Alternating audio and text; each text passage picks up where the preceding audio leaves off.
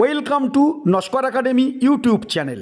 Netaji Subhas open ইউনিভার্সিটির আন্ডারে সুপ্রিয় ইউজি স্তরের ছাত্রছাত্রীদের সংখ্যাগরিষ্ঠ অংশ যারা ইউজি প্রথম বর্ষ, ইউজি দ্বিতীয় বর্ষ, ইউজি তৃতীয় বর্ষে অ্যাসাইনমেন্ট এক্সাম দিয়ে ফেলেছেন, তারা জিজ্ঞাসা করছেন আমি অ্যাসাইনমেন্টে এত মার্কের মধ্যে এত পেয়েছি, এবারে লিখিত পরীক্ষায় কত পেলে আমরা পাশ করব, কত পেলে বা সেকেন্ড ক্লাস পাবো বা কত পেলে ফার্স্ট ক্লাস পাওয়ার জায়গা সুনিশ্চিত হবে।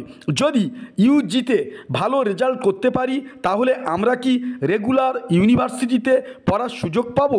তো ছাত্রদের করা গুরুত্বপূর্ণ প্রশ্নের উত্তর দেব। শেষ পর্যন্ত ভিডিওটি দেখবেন। চ্যানেলে নতুন হলে পরবর্তী ইম্পর্টেন্ট আপডেটগুলি সবার আগে পেতে আমাদের চ্যানেলটি সাবস্ক্রাইব করে রাখবেন। আর যদি মনে করেন আমাদের গ্রুপে যুক্ত হতে চান তাহলে এই ভিডিওর ডেসক্রিপশন বক্সে দেয়া লিঙ্ক অনুসরণ করে আমাদের টেলিগ্রাম গ্রুপে যুক্ত হয়ে যাবেন। তো দেখুন, সিবিসিএস পদ্ধতি অনুসারে কোনো অনার্স বিষয়ে 30% থেকে 39% নাম্বার পেলে ওই বিষয়ে পাস হয় বটে, তবে অনার্স টেকে না বা অনার্স কেটে যায়। অপরপক্ষে 40% থেকে 59% পর্যন্ত নাম্বার পেলে অনার্স টিকবে এবং সেক্ষেত্রে সেকেন্ড ক্লাস অনার্স হিসাবে ধার্য হবে। এবারে আসি 60% থেকে 100% পর্যন্ত নাম্বার পেলে অনার্স ফার্স্ট ক্লাস হিসাবে সূচিত হয়। এনএসইউতে ইউজি কোর্সে 70 মার্কের অনার্স পেপারে 20 মার্কের অ্যাসাইনমেন্ট থাকে এবং 50 মার্কের লিখিত পরীক্ষা। তো এই 70 মার্কের মধ্যে কোনো ছাত্র যদি 30% নাম্বার অর্থাৎ 21 নাম্বার পান অ্যাসাইনমেন্ট এক্সাম মিলিয়ে, তাহলে অনার্স বিষয়ে স্টুডেন্ট পাস করলেন বটে, কিন্তু অনার্স কেটে গেল।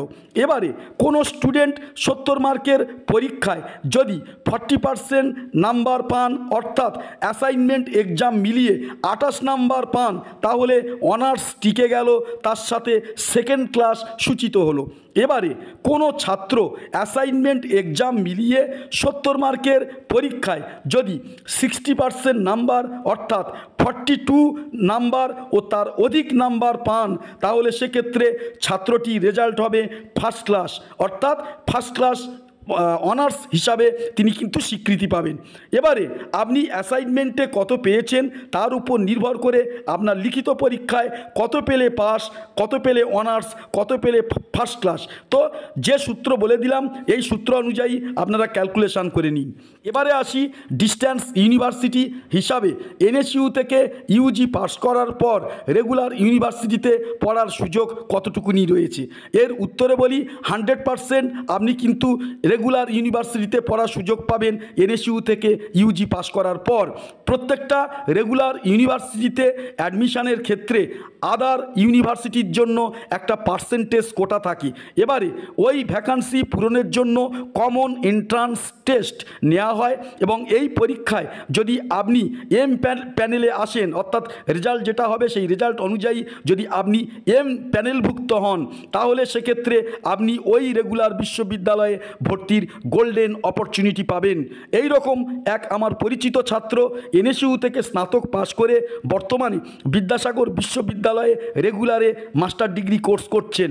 তো পরবর্তী ভিডিওতে চেষ্টা করব তাকে তুলে আনার চেষ্টা করব, জাস্ট একটা নিদর্শন হিসাবে আপনাদের সামনে তুলে ধরার। তো আজকের আপডেট এই পর্যন্তই। নমস্কার।